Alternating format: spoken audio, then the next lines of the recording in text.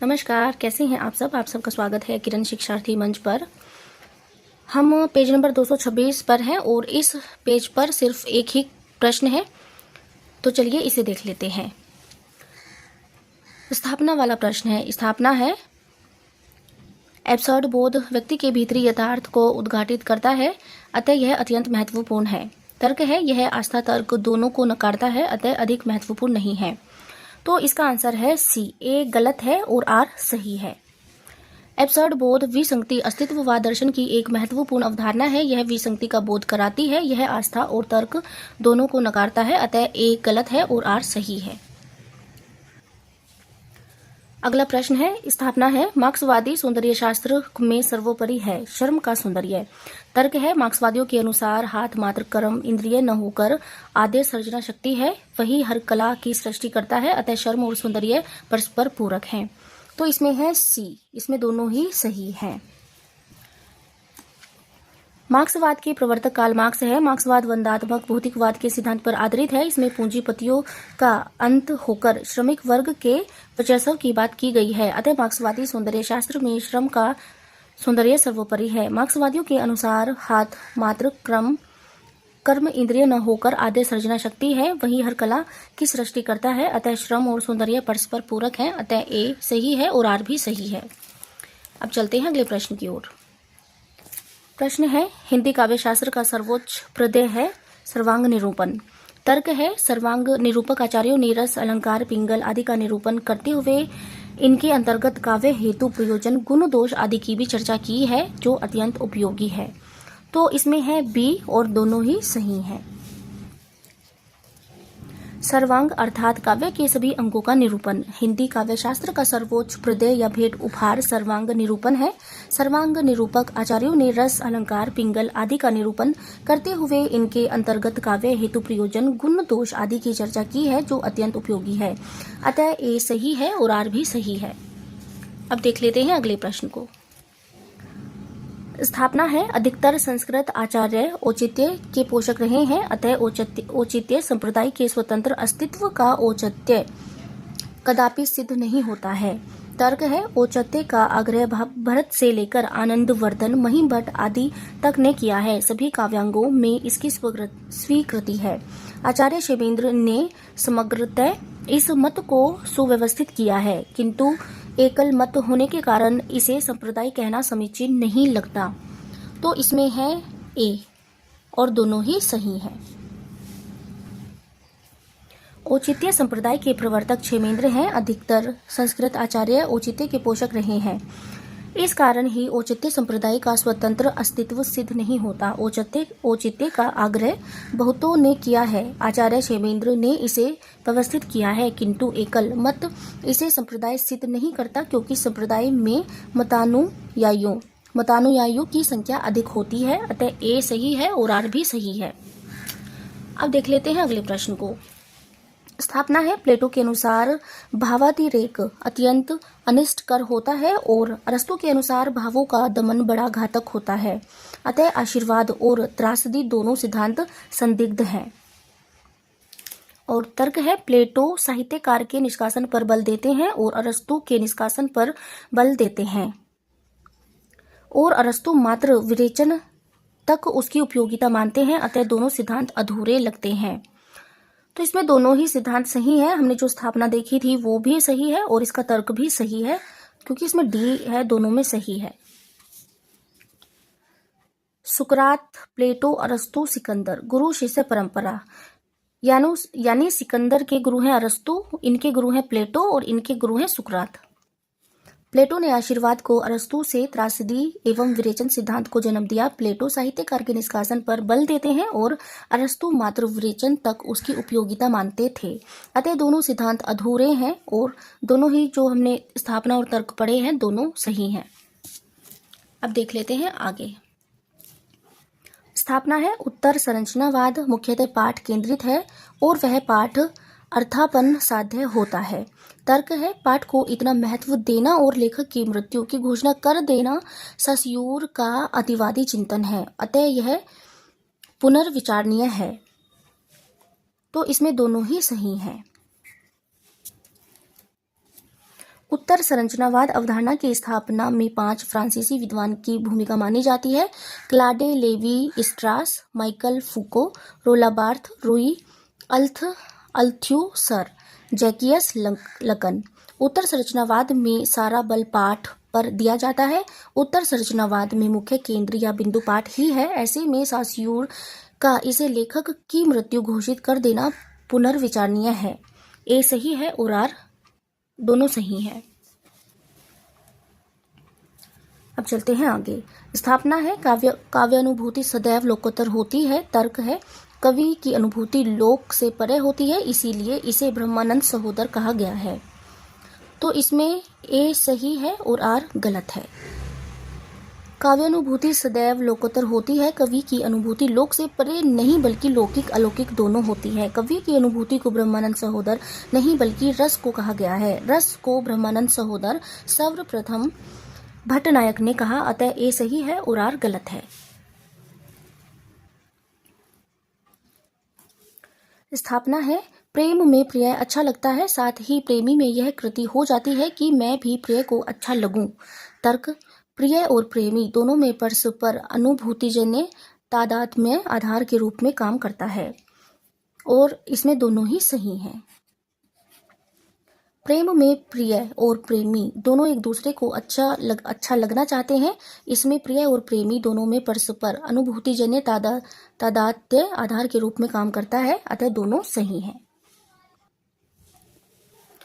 अगला प्रश्न है, स्थापना है कविता के हृदय का प्रकृत देशों में लाती है और जगत के बीच क्रमश उसका अधिकाधिक प्रसार करती हुई उसे मनुष्यत्व की उच्च भूमि पर ले जाती है।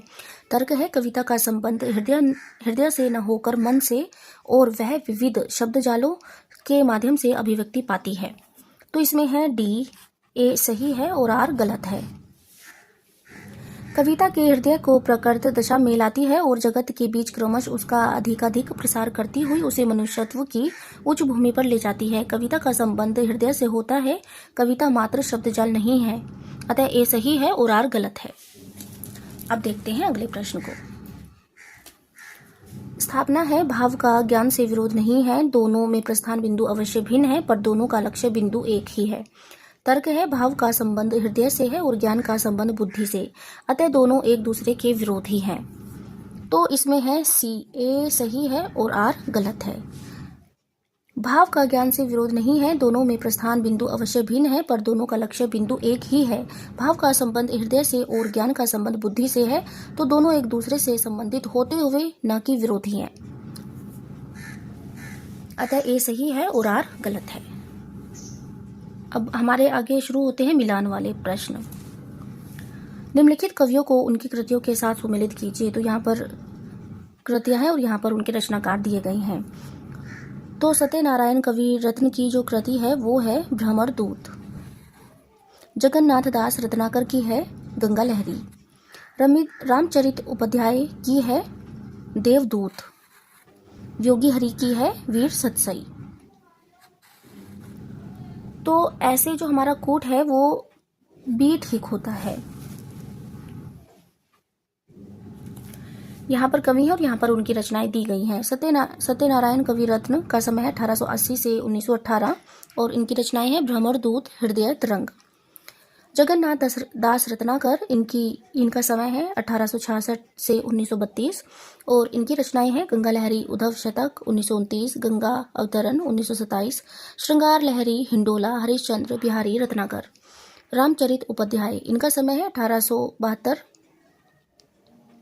से 1938 और इनकी रचनाएं हैं देवदूत, देवसभा, देवी द्रौपदी, विचित्र विवाह, राष्ट्र भारती, भारत भक्ति। योगी हरि इनका समय है 1895 से 1988 और इनकी रचनाएं हैं वीर सतसई, भावना, प्रार्थना, प्रेम शतक, प्रेम पथिक, वीणा, प्रेमांजलि, छदम योगिनी, वीर हरदोला, मेरा जीवन परवाह है। प्रश्न है निम्नलिखित कवियों को उनकी कृतियों के साथ सुमेलित कीजिए। तो यहाँ पर रचनाकार है और यहाँ पर उनकी रचनाएं हैं। तो जो अंधेर नगरी है वो है अंधेर नगरी तो है भारतेंदु हरिश्चंद्र की, लेकिन यहाँ पर तो भारतेंदु हरिश्चंद्र है ही नहीं।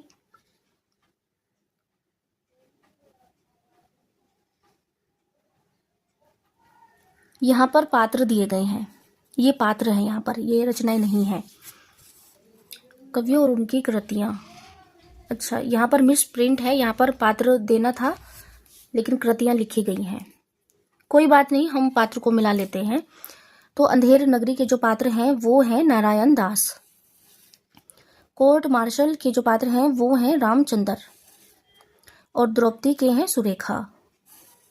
और कौमुदी महोत्सव के हैं चाणक्य। तो इस तरह से हमारा कूट सी ठीक होता है। यहाँ पर नाटक है, नाटककार है और पात्र दिए गए हैं। अंधेर नगरी 1881 भारतेतु हरिश्चंद्र और इसके पात्र हैं नारायण दास पंत यानी गुरु, गोवर्धन दास फरियादी, 4 सिपाही, राजा, मंत्री, कोतवाल, चूनेवाला, भिश्ती। कोर्ट मार्शल 1991 और नाटककार हैं स्वदेश दीपक और इसका प्रमुख पात्र है रामचंद्र। द्रौपदी 1972 सुरेंद्र वर्मा और इसके पात्र है सुरेखा मनमोहन पति, अलका अनिल राजेश। कौमुदी महोत्सव 1954 रामकुमार वर्मा और इसका पात्र है चाणक्य। स्कंदगुप्त 1928 जयशंकर प्रसाद और इसके पुरुष पात्र हैं मातृगुप्त, स्कंदगुप्त, कुमार गुप्त, गोविंद गुप्त, पर्णदत्त, चक्रपालित, बंधु वर्मा, भीम वर्मा, प्रभगा बुद्धि, शर्वनाग, कुमारदास, धातु सेन, पुरगुप्त, भट्टार्क, पृथ्वी सेन, खिंगिल, मुदगल, प्रख्यात कीर्ति। स्त्री पात्र हैं देवकी, अनंत देवी, जयमाला, देवसेना, विजया, कमला, रामा, मालिनी। अब देखते हैं अगले प्रश्न को। निम्नलिखित कृतियों को उनके रचनाकारों के साथ सुमेलित कीजिए। तो यहाँ पर रचनाकार है और यहाँ पर उनकी कृतियां हैं। तो जो भरत मिलाप है वो है ईश्वरदास की रचना। ध्यान मंजरी है अग्रदास की। रामायण महानाटक है प्राणचंद चौहान की। और अवध विलास है लालदास की। तो इस तरह से हमारा कूट ए ठीक होता है। इसकी व्याख्या देख लेते हैं। यहाँ पर रचना है और यहाँ पर रचनाकार दिए गए हैं। ईश्वरदास की रचनाएं हैं भरत मिलाप, अंगद पैज, सत्यवती कथा। अग्रदास की रचनाएं हैं ध्यान मंजरी, अष्टयाम, राम भजन मंजरी, उपासना बावनी, हितोपदेश भाषा। प्राणचंद चौहान की रचनाएं हैं रामायण महानाटक 1610 ईस्वी। लालदास की है अवध विलास 1643 ईस्वी। हृदय राम की है हनुमान नाटक 1623 ईस्वी। अब बढ़ते हैं आगे। निम्नलिखित रचनाकारों को उनकी कृतियों के साथ सुमेलित कीजिए। तो यहाँ पर रचनाकार है और यहाँ पर उनकी कृतियां हैं। तो नंददास की जो कृति है वो है रूप मंजरी। श्री भट्ट की है युगल शतक और रस खान की है प्रेम वाटिका। हरि राम की है राग माला। तो ऐसे हमारा कूट ए ठीक है। रचनाकार है और उनकी रचना दी गई है। नंददास की रचनाएं हैं रूप मंजरी, अनेकार्थ मंजरी, रास पंचाध्यायी, श्याम सगाई, दशम स्कंद, सुदामा चरित, मान मंजरी, भंवर गीत, प्रेम 12 खड़ी, रस मंजरी, सिद्धांत पंचाध्यायी, रुक्मणी मंगल, विरह मंजरी, गोवर्धन लीला। श्री भट्ट की है युगल शतक। रस खान की है प्रेम वाटिका दान लीला। हरि राम व्यास की है रागमाला। श्रीधर व्यास की है रणमल छंद। अब बढ़ते हैं आगे।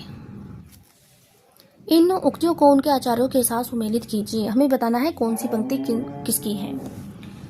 तो शब्दार्थ शरीर तावते काव्यम, यह जो पंक्ति है यह है दंडी की।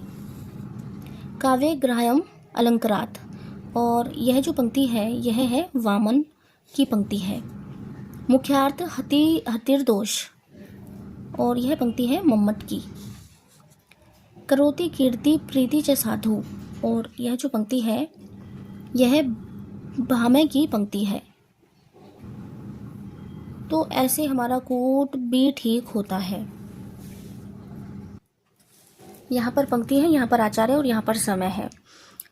शब्दार्थ शरीरम तावते काव्यम, यह दंडी की पंक्ति है 7वीं शती। काव्यम ग्राह्यम अलंकारात वामन 8वीं शती। मुख्यार्थ हतिर्दोष मम्मट की पंक्ति है 11वीं शती का उत्तरार्ध। करोति कीर्ति प्रीति च साधु काव्यम काव्य निबंधनम, भामे की पंक्ति है 6वीं का पूर्वार्ध। वाक्यम रसात्मकम काव्यम, विश्वनाथ की पंक्ति है 14वीं शती का पूर्वार्ध। अब बढ़ते हैं आगे। इन स्थापनाओं को उनके विद्वानों के साथ सुमेलित कीजिए। तो यहाँ पर भी पंक्ति है, यहाँ पर उनके रचनाकार दिए गए हैं। महान कवि वही हो सकता है जो साथ में गंभीर दार्शनिक हो। तो यह जो पंक्ति है यह है कोलरिज की। कविता व्यक्तित्व की अभिव्यक्ति नहीं बल्कि उससे पलायन है, और यह पंक्ति है टी.एस. इलियट की पंक्ति है। काव्य भाषा तथ्यात्मक नहीं रागात्मक होती है, I.A. रिचर्ड्स की पंक्ति है। महान व्यक्तित्व ही महान विचारों से संपन्न होता है, लोंजाइनस की पंक्ति है। तो ऐसे जो हमारा कोट ठीक होता है वो डी ठीक होता है। यहाँ पर स्थापना है, विद्वान है और संबंधित सिद्धांत है। महान कवि वही हो सकता है जो साथ में गंभीर दार्शनिक हो, कोलरिज कल्पना सिद्धांत।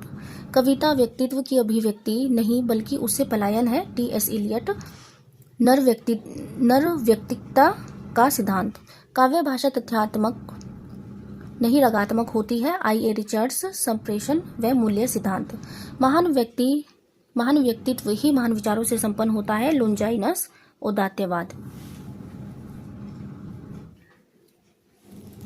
बढ़ते हैं आगे। प्रश्न है, निम्नलिखित उदाहरणों को उनके अलंकारों के साथ सुमेलित कीजिए। द्रग, ऊर्जत, टूटत, कुटुम्ब, जुरत, चतुर, चित, प्रीति, पढ़ित, गाठ, दुर्जन, हिय, दई, नई, यह रीति। तो इसमें जो है, इसमें है असंगति अलंकार है। चंचल, अंचल, सा, नीलांबर, इस पंक्ति में है चंचल, अंचल, सा, नीलांबर, इसमें होना चाहिए उपमा।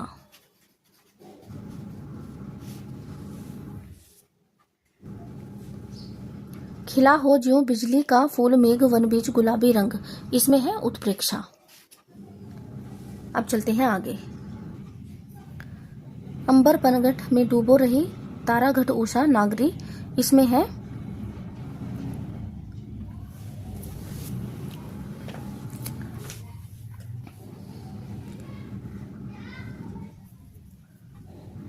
इसमें एक ऑप्शन दो बार दे दिया गया है, तो इसमें बी है। इसकी व्याख्या हम देख लेते हैं। द्रग, ऊर्जत, टूटत, कुटुम्ब, जुड़त, नई, यह रीति, इसमें है असंगति अलंकार। चंचल, नीलांबर में है उपमा। खिला हो गुलाबी रंग, उत्प्रेक्षा। अंबर पनघट उषा नागरी में है उत्प्रेक्षा अलंकार। इस कक्षा में इतना ही। आगे के प्रश्न हम देखेंगे आगे वाली वीडियो में। धन्यवाद।